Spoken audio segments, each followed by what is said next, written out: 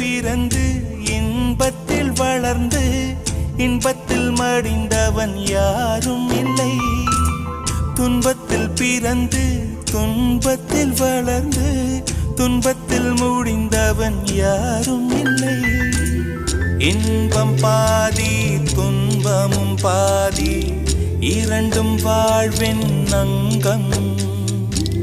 நெருப்பில் வெந்து நீரினில் குளித்தால் நகையாய் மாறும் தங்கம். தோல்வியும் கொஞ்சம் வேண்டுமடி, வெற்றிக்கு அதுவே எணியடி.